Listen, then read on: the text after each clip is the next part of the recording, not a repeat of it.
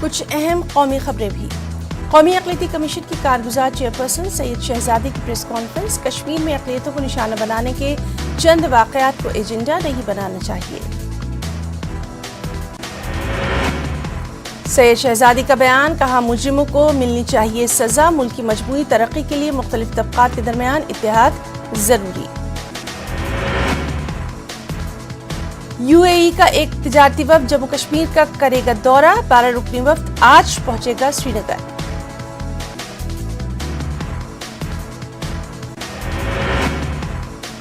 وفد اتوار کو جموں میں پی ایم مودی سے کرے گا ملاقات، گلمرگ اور پہلگام سمیت مختلف سیاحتی مقامات کا کرے گا دورہ، وفد سری نگر میں مقامی کاروباریوں سے بھی کرے گا ملاقات۔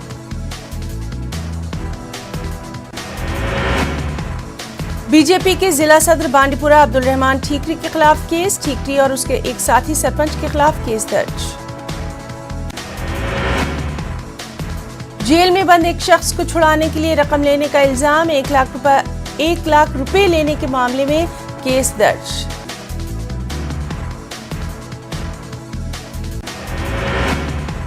ڈی ڈی سی اور بی ڈی سی ممبران کے علاقوں میں پنچایتی نمائندوں کا احتجاج، محکمہ بجلی کے خلاف احتجاج۔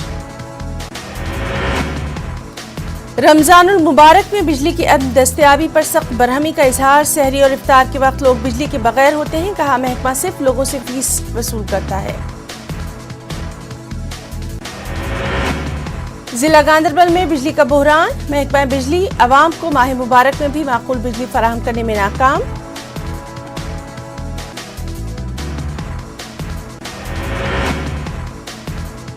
لوگ اب مکمل طور پر گھپ اندھیرے میں دکھائی دیے، بجلی کا بحران ہونے کا کوئی علم ہی نہیں، ای پی ڈی ڈی کا بیان۔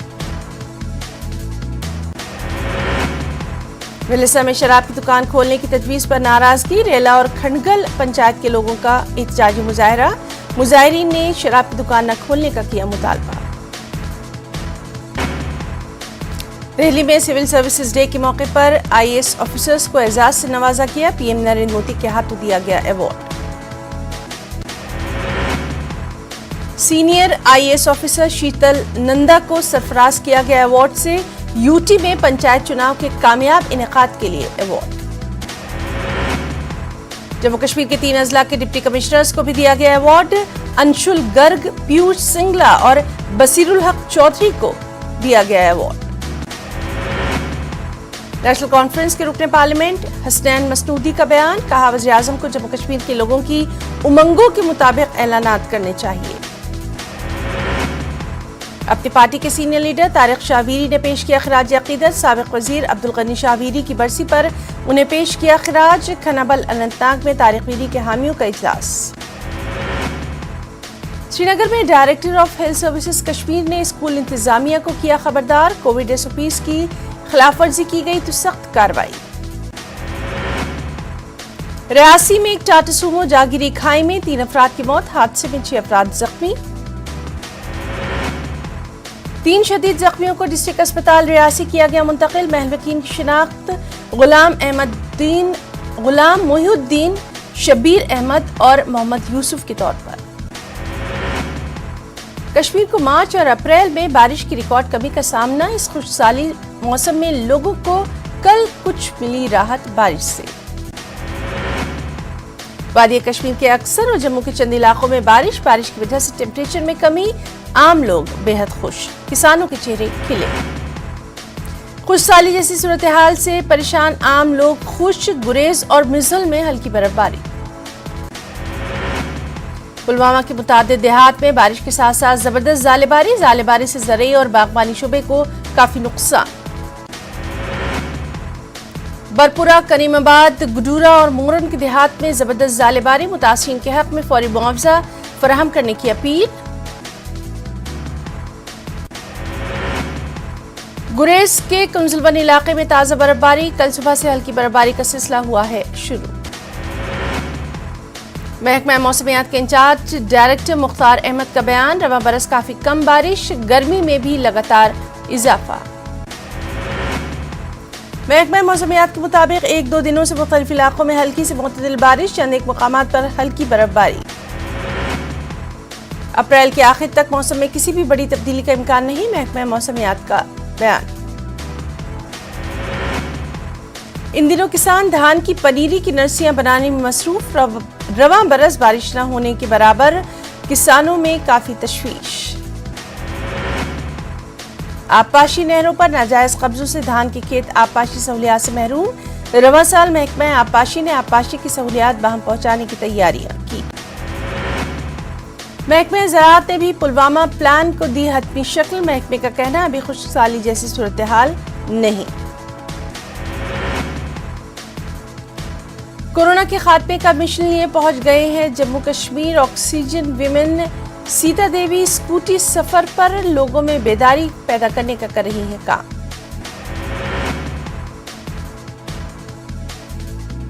کووڈ ویکسینیشن کی اہمیت کو اجاگر کر رہی ہیں جموں کشمیر کے لوگ، کافی بیدار، کافی تعاون بھی کر رہے ہیں۔ چنئی سے شروع کی ہے انہوں نے اپنی یہ مہم۔